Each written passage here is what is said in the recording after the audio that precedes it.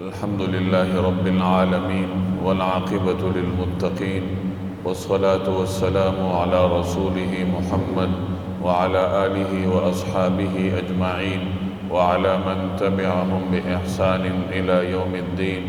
أما بعد فأعوذ بالله من الشيطان الرجيم. بسم الله الرحمن الرحيم. ألم تر كيف فعل ربك بأصحاب الفيل ألم يجعل كيدهم في تضليل وأرسل عليهم طيرا أبابيل ترميهم بحجارة من سجيل فجعلهم كعصف مأكول. صدق اللہ العظیم. بزرگان محترم اور میرے عزیز دوستوں اور بھائیوں، یہ سورۃ الفیل میں نے آپ کے سامنے تلاوت کی ہے. اس کو سورۃ الفیل کہا جاتا ہے. فیل عربی زبان میں ہاتھی کو کہتے ہیں، چونکہ اس صورت میں اللہ تبارک و تعالی نے اس لشکر کا بیان فرمایا ہے جو ہاتھیوں کے ساتھ مزین تھا. ہاتھیوں کو لے کر یہ لشکر کعبۃ اللہ کو العیاذ باللہ گرانے کے لیے مکہ مکرمہ پر حملہ آور ہوا تھا، اور اللہ تبارک و تعالی کی قدرت سے اپنے انجام سے دوچار ہوا. تو اس واقعے کا اس صورت میں بیان ہے. اس وجہ سے اس صورت کو سورۃ الفیل کہا جاتا ہے. یہ مکی صورت ہے. کہا جاتا ہے کہ جناب رسول اللہ صلی اللہ علیہ وسلم پر مکہ مکرمہ میں ابتدا میں یہ صورت نازل ہوئی تھی. چنانچہ بعض مفسرین فرماتے ہیں کہ اس کا نزول نمبر 19 ہے، یعنی یہ 19ویں نمبر پر نازل ہوئی تھی. اس سے پہلے سورۃ الکافرون نازل ہوئی. گویا یہ سورۃ الکافرون کے بعد اور سورۃ القریش سے پہلے یہ سورت نازل ہوئی. اس سورت میں ابرہہ بادشاہ کے لشکر کا ذکر ہے. دو چیزوں کا اس صورت میں بیان ہے.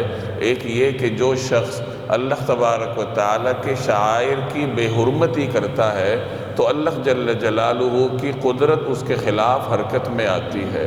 اور دوسرا یہ کہ بعض اوقات اگر کوئی شخص اس کو مدد کی کوئی امید نظر نہ آ رہی ہو تو اللہ جل جلالہ وسائل کا، ظاہری وسائل کا محتاج نہیں ہوتا.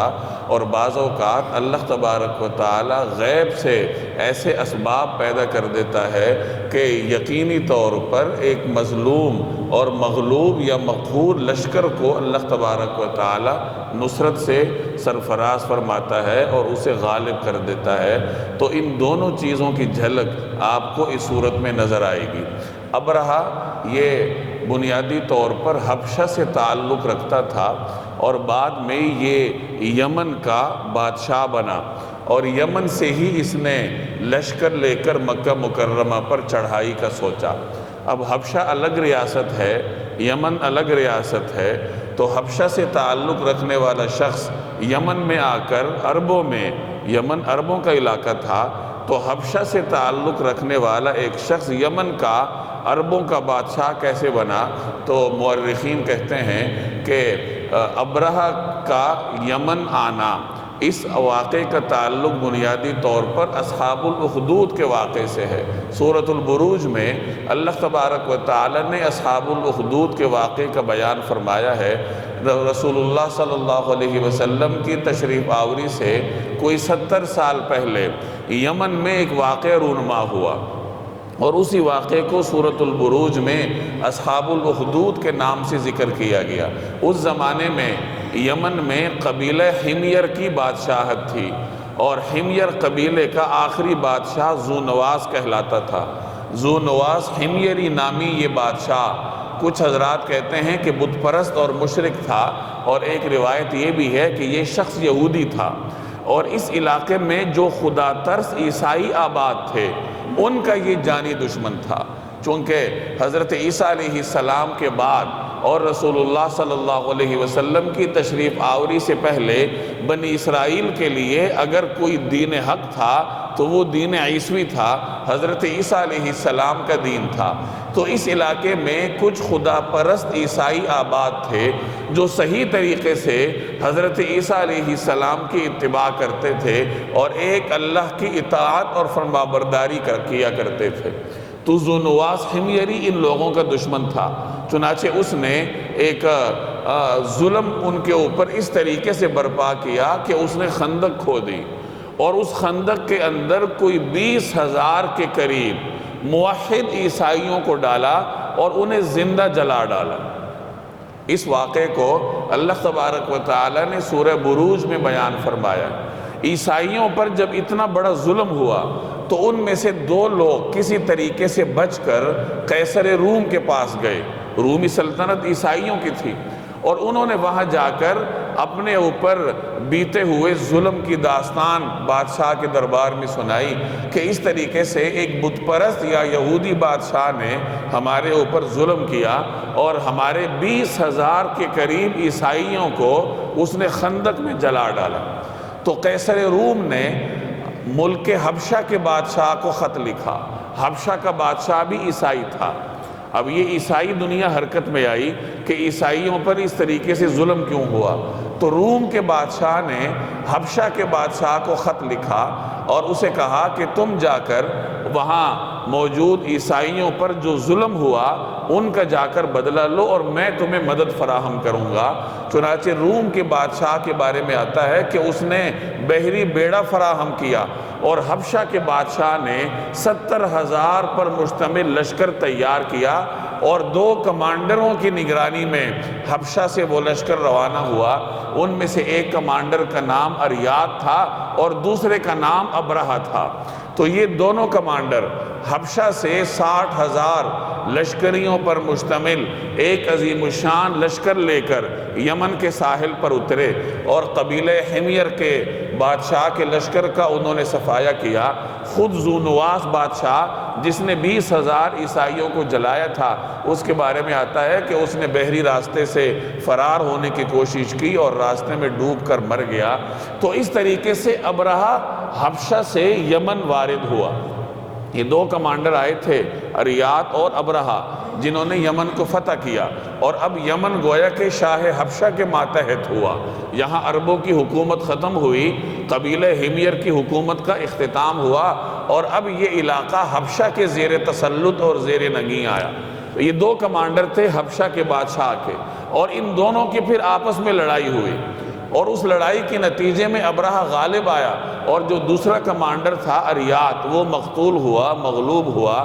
چنانچہ ابرہہ اب پورے ملک یمن کا زبردستی سے ایک گورنر بنا، اور بعد میں حبشہ کے بادشاہ نے بھی اس کو اپنے گورنر کی حیثیت دی، اور کچھ مزید آگے جا کر پھر ابرہہ گورنری سے آگے بڑھ کر ایک خود مختار بادشاہ کی حیثیت اختیار کر گیا۔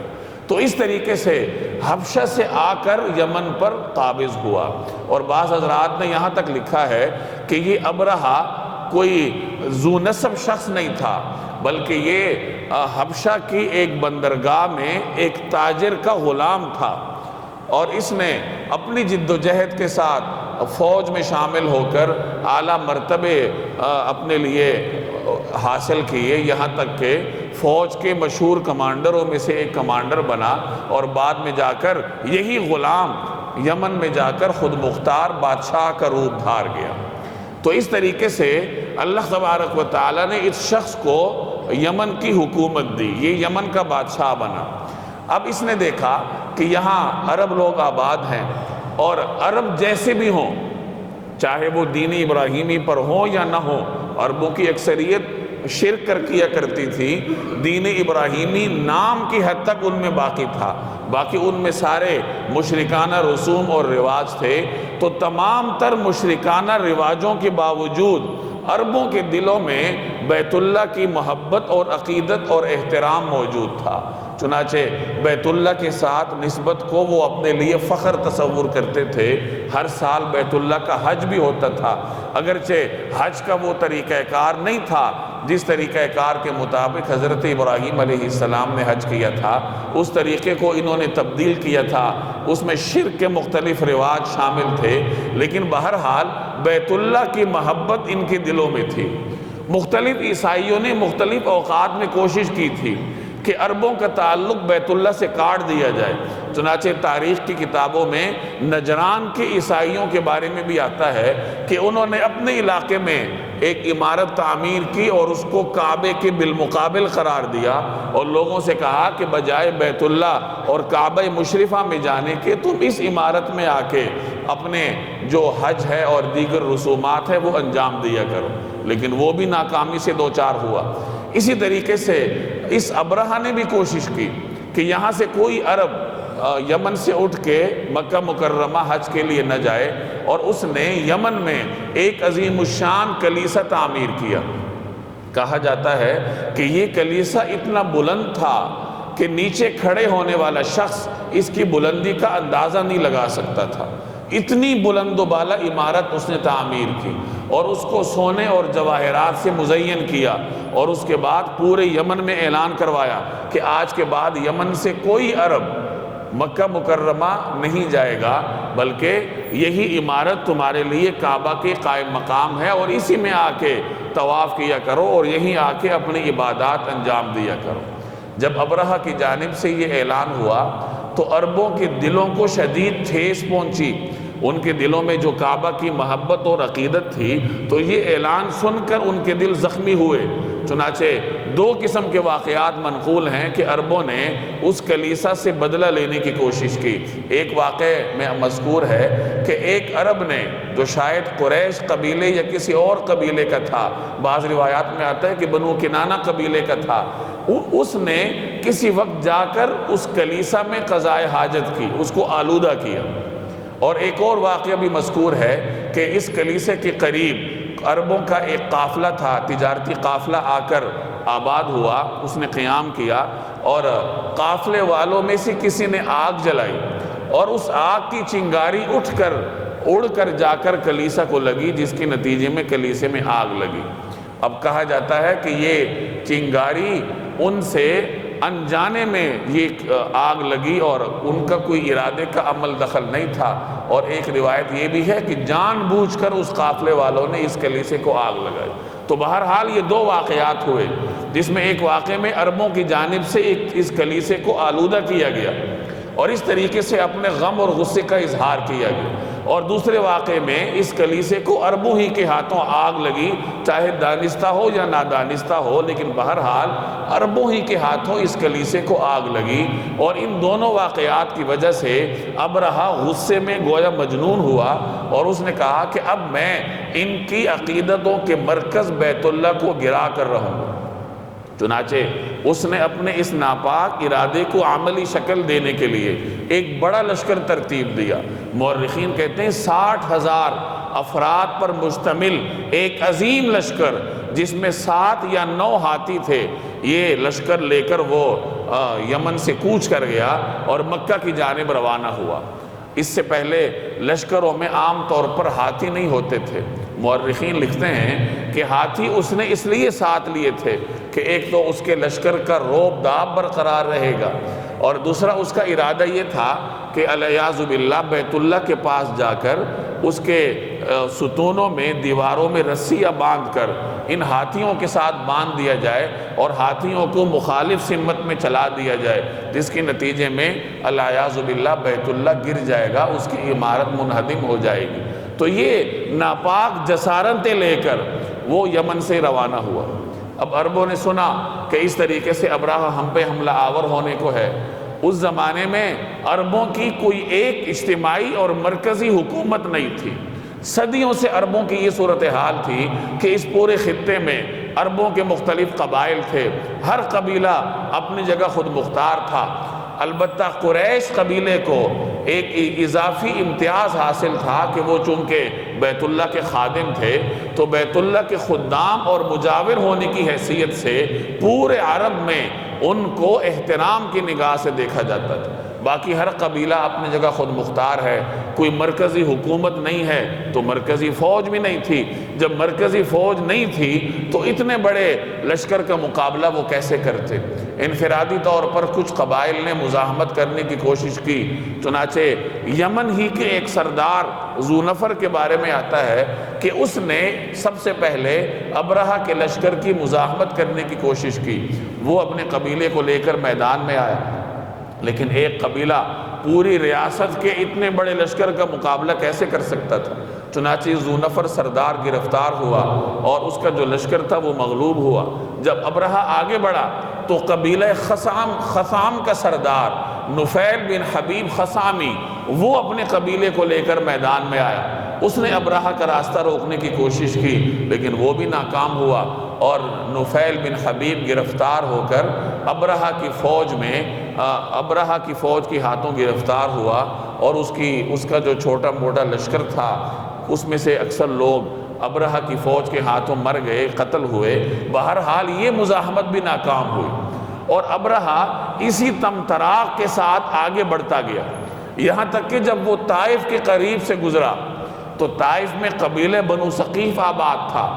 یہ قبیلہ بڑا جنگجو سمجھا جاتا تھا، اور طائف میں ان کے قلعے تھے اور ان کو فتح کرنا کوئی آسان نہیں تھا، لیکن ان کے لیے بھی یہ ناممکن تھا کہ وہ ایک ریاست کی اتنی بڑی فوج کا تن تنہا سامنا کرے۔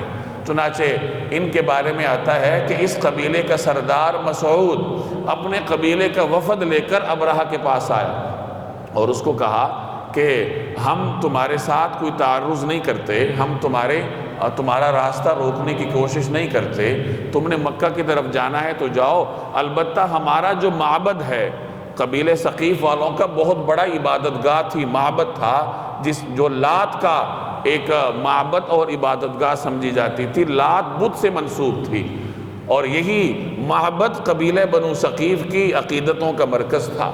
تو انہوں نے درخواست کی کہ ہماری عبادت گاہ کو کچھ نہ کہو، اس کو چھوڑ دو، اور اس کے بدلے میں ہم تمہارا راستہ صاف کیے دیتے ہیں، تمہارے راستے میں رکاوٹ نہیں بنتے، اور اپنا ایک آدمی بھی تمہارے ساتھ بطور راہبر کے بھیج دیتے ہیں جو مکہ کی طرف تمہاری رہنمائی کرے گا۔ چنانچہ قبیلہ بنو ثقیف کا ایک شخص جس کا نام ابو رغال تھا، اس کو اپنے قبیلے والوں نے ابرہہ کے ساتھ کیا کہ تم جاؤ اور ابرہہ کے لشکر کو مکہ کا راستہ بتاؤ۔ چنانچہ ابو رغال ابرہہ کے لشکر کو لے کر روانہ ہوا، اور آگے جا کر ایک علاقہ آتا تھا جسے مقام مغمس کہا جاتا تھا، وہاں جا کر یہ ابو رغال مر گیا، اس کی قبر بھی وہیں بنی، اور مورخین لکھتے ہیں کہ بعد میں ایک طویل عرصے تک عرب اس کی قبر پہ آ کے سنگباری کرتے تھے، پتھروں سے اس کی قبر کو مارتے تھے اور اس سے نفرت کا اظہار کرتے تھے۔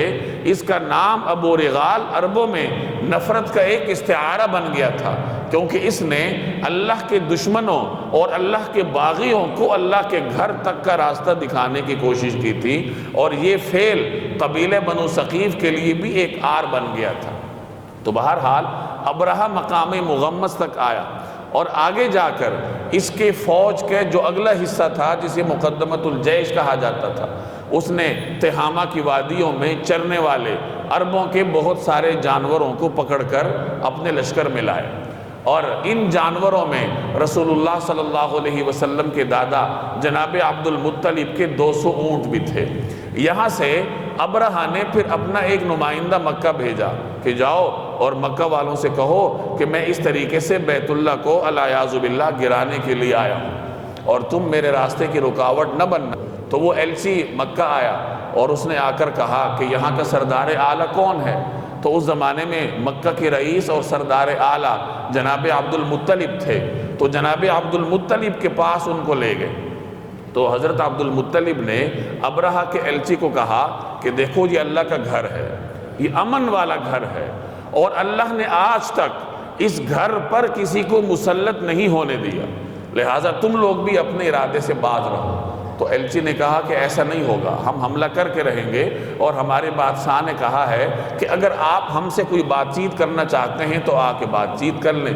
تو جناب عبد المطلب ابرہہ کے دربار میں تشریف لے گئے، اس کے لشکر میں جہاں اس کی قیام گاہ تھی، اب یہ رسول اللہ صلی اللہ علیہ وسلم کے جد امجد تھے، خاندان نبوت کے جد امجد تھے، چنانچہ ان کے اوپر اللہ نے ان کو ایک رعب سے اور انتہائی خوبصورت شخصیت سے نوازا تھا۔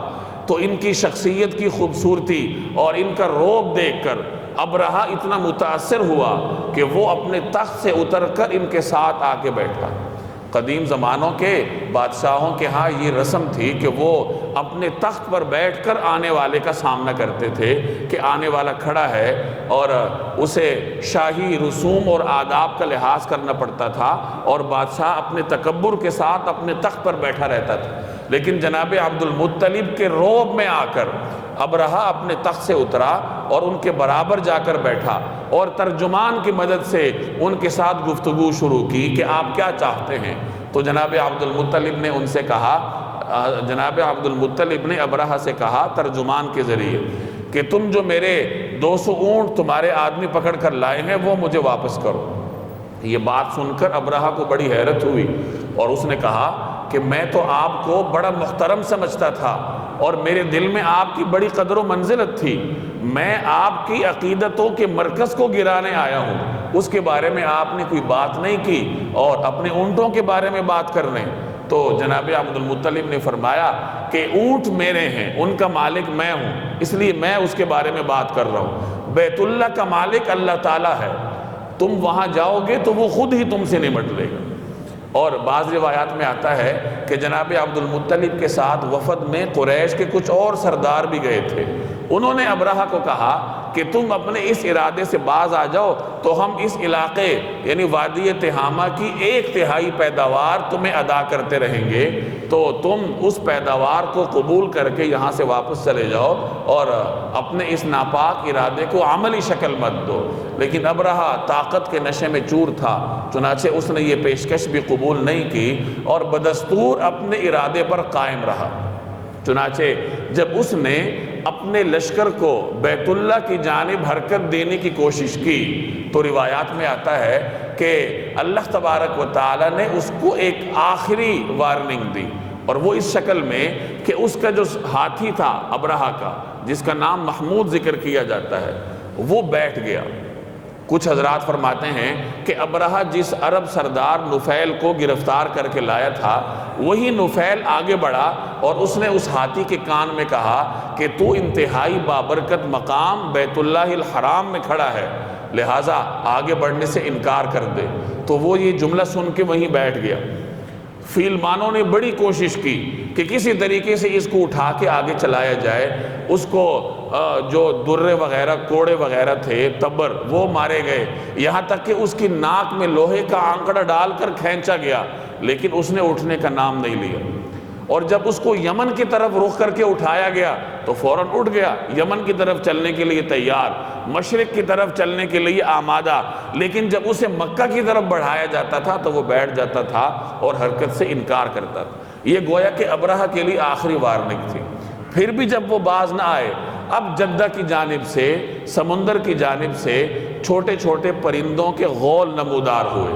مفسرین لکھتے ہیں کہ وہ کبوتر سے کچھ چھوٹے سرخ پنجوں والے اور سرخ ناک والے، چونچ والے ایسے پرندے تھے جو اس سے پہلے کبھی دیکھے نہیں گئے، اور ہر پرندے نے 3 کنکر اٹھائے ہوئے تھے، ایک اپنی چونچ میں اور 2 اپنے پنجوں میں۔ تو یہ 3 کنکر ہر پرندہ اٹھایا ہوا تھا، اور یہ غول ابرہہ کے لشکر کے سر پہ آ کے رکا، اور پرندوں نے وہ پتھر ان پہ گرانے شروع کی، اور وہ پتھر جب ابرہہ کے کسی بھی لشکری کو لگتا تھا تو وہ ایسا کام کرتا تھا جس کا آج کل آپ کیمیائی ہتھیاروں کی مثال سمجھ لیں۔ یہ مختلف کیمیائی بم ہوتے ہیں گیسوں کی شکل میں کہ جس آدمی کے جسم میں وہ گیسیں سرایت کر جائیں تو جسم گلنے سڑنے لگتا ہے، انسان کی موت واقع ہو جاتی ہے۔ بعین ہی یہی کردار اس چھوٹے چھوٹے کنکروں نے ادا کیا۔ مفسرین فرماتے ہیں کہ وہ کنکر جب کسی کو لگتا تھا تو اس کے جسم میں بڑی شدید قسم کی خارش کی بیماری پیدا ہوتی تھی، اور وہ جب خارش کرتا تھا تو اس کے جسم میں زخم پڑ جاتے تھے، پی پڑ جاتی تھی، اور جسم گلنا سڑنا شروع ہوتا تھا۔ اس طریقے سے پورے لشکر کو اللہ تبارک و تعالی نے ان پرندوں کے ذریعے اور معمولی سنگریزوں کے ذریعے تباہ و برباد کیا، اور سارا لشکر وہاں برباد نہیں ہوا بلکہ لشکر تتر بتر ہوا، واپس یمن کی طرف فرار ہوا۔ پورا راستہ ان کا جسم گلتا سڑتا رہا، راستے میں جگہ جگہ یہ مردار ہوتے گئے۔ اللہ نے ان کو نمونہ بنانا تھا، چنانچہ پورے علاقے کے لیے ان کو نمونہ بنایا۔ ابرہہ کے بارے میں آتا ہے کہ وہ اپنے دارالحکومت یمن کے دارالحکومت صنعاء پہنچنے میں کامیاب ہوا، سارا راستہ اس کا جسم گلتا سڑتا رہا اور اپنے دارالحکومت پہنچ کر وہ مردار ہوا۔ اس طریقے سے اللہ تبارک و تعالی نے پورے عالم کو دکھایا کہ جو شخص اپنے طاقت کے نشے میں چور ہوتا ہے اور شعائر اللہ کا مذاق اڑاتا ہے، اللہ کا باغی بن کر سامنے آتا ہے، تو خواہ وہ کتنا ہی طاقتور کیوں نہ ہو، اللہ تبارک و تعالی اس طریقے سے اس کو نیست و نابود کر دیتا ہے۔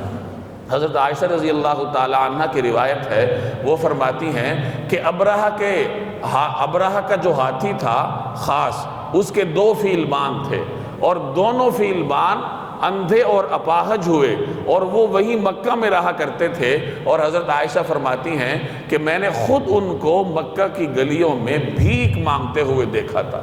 کہاں ان کا وہ تمطراق کہ بادشاہ کے مصاحب خاص تھے، اور کہاں اللہ کی بغاوت کا یہ انجام کہ اب عمر بھر نابینا اور اپاہج حالت میں مکہ کی گلیوں میں پھر رہے ہیں اور بھیک مانگ رہے ہیں۔ یہ واقعہ رسول اللہ صلی اللہ علیہ وسلم کی ولادت مبارکہ سے کوئی 50 یا 55 دن پہلے رونما ہوا، اور اسی واقعے کو اللہ جل جلالہ نے اس صورت میں بیان فرمایا، الم تر کیف فعل ربک باصحاب الفیل، کہ آپ نے نہیں دیکھا کہ آپ کے رب نے ہاتھی والوں کے ساتھ کیا معاملہ کیا؟ کیف فعل ربک، آپ کے رب نے کیا کیا؟ باصحاب الفیل، ہاتھی والوں کے ساتھ۔ الم یجعل کیدہم فی تضلیل، قید مکر کو کہتے ہیں، تدبیر کو۔ کیا آپ کے رب نے ان کے تمام تدبیروں کو ناکام نہیں کیا؟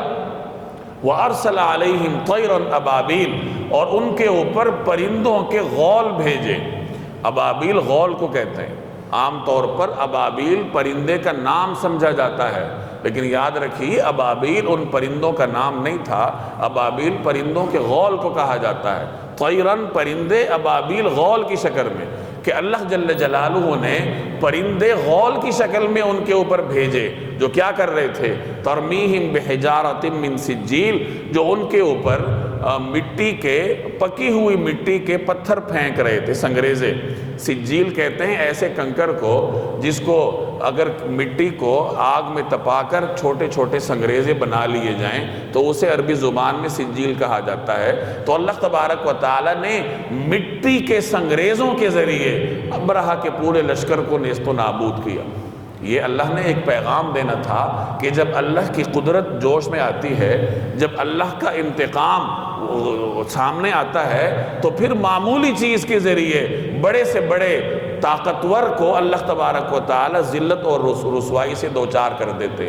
فَجَعَلَهُمْ كَعَصْفٍ مَأْكُولٍ، اور اللہ تبارک و تعالی نے انہیں روندے ہوئے یا کھائے ہوئے بھوسے کی طرح کر دیا۔ جیسے جانور چارہ چباتا ہے تو چبائے ہوئے چارے کی کیا حیثیت ہوتی ہے، یا جب جانور چارہ کھاتا ہے تو کچھ چارہ وہ کھا لیتا ہے اور کچھ کو اپنے پاؤں کے نیچے روند ڈالتا ہے، تو وہ روندے ہوئے چارے کی کیا حیثیت ہوتی ہے۔ اس طریقے سے اللہ تبارک و تعالی نے اس طاقتور بادشاہ کے لشکر کو بے قیمت کر دیا جیسے چبایا ہوا یا روندا ہوا چارہ ہوتا ہے۔ تو اس واقعے سے ایک سبق ہمیں ملتا ہے کہ اللہ جل جلالہ کو اللہ کی بغاوت اور اللہ کے باغی کا انجام بہت برا ہوتا ہے، اور بالخصوص اگر کوئی شخص شعائر اللہ کا مذاق اڑائے۔ شعائر اللہ جو دین کی علامات ہیں، جیسے بیت اللہ کا مذاق ابرہہ نے اس طریقے سے اڑایا کہ میں اس کو تباہ کر کے چھوڑوں گا، تو اللہ نے اس کو کس انجام سے دوچار کیا۔ اسی طریقے سے مفسرین فرماتے ہیں کہ جتنے شعائر اللہ ہیں، جتنے دین کے احکامات ہیں، اگر کوئی شخص ان کا مذاق اڑاتا ہے تو اسے اس انجام سے ڈرنا چاہیے کہ اللہ تبارک و تعالی ایسا ہی انجام نہ کر دے میرا۔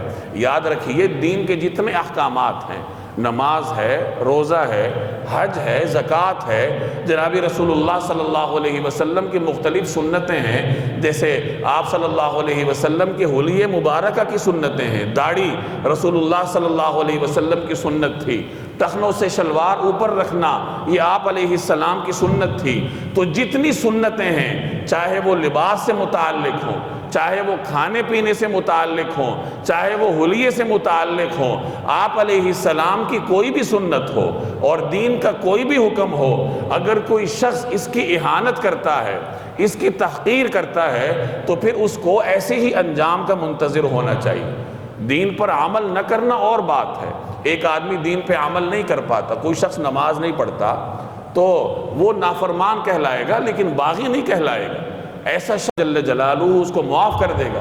ایک آدمی ساری عمر نمازیں نہ پڑھے، بعد میں توبہ کر لے تو اللہ اسے معاف کر دے گا، اللہ بادشاہ ہے، وہ جو چاہے کرے۔ لیکن اگر کوئی شخص نماز کا مذاق اڑاتا ہے یا دین کے کسی معمولی حصے کا مذاق اڑاتا ہے، جناب نبی کریم صلی اللہ علیہ وسلم کے کسی بھی طرز عمل کا مذاق اڑاتا ہے، تو اسے ابرہہ کی طرح کے انجام کا خوف اپنے دل میں رکھنا چاہیے۔ تو آج کل یہ چیزیں عام ہیں کہ کھڑے کھڑے ایک آدمی داڑھی کا مذاق اڑا دیتا ہے، ایک منٹ میں ایک آدمی دین کے کسی عمل کا مذاق اڑاتا ہے۔ اگر کوئی شخص اپنی شلوار ٹخنوں سے اوپر رکھتا ہے اور میں نہیں رکھتا تو مجھے اس کا حق نہیں ہے کہ میں اس کو روکوں یا اس کا مذاق اڑاؤں۔ ایک آدمی داڑھی رکھتا ہے، دوسرے کو توفیق نہیں ہے تو کم از کم اس کا مذاق تو نہ اڑائے، اس کے اہانت کر کے اپنے ایمان کو شک اور شبے میں تو نہ ڈالے۔ تو دینی احکامات پر اول تو عمل کرنا چاہیے، اور اگر عمل کی توفیق نہ ہو تو دوسرے کا ہاتھ پکڑ کر اس کو عمل سے نہ روکا جائے، اور دین کے کسی حصے کا مذاق اڑانے سے اپنی حفاظت کی جائے۔ اللہ تبارک و تعالی عمل کی توفیق دے۔ وما علینا الا البلاغ۔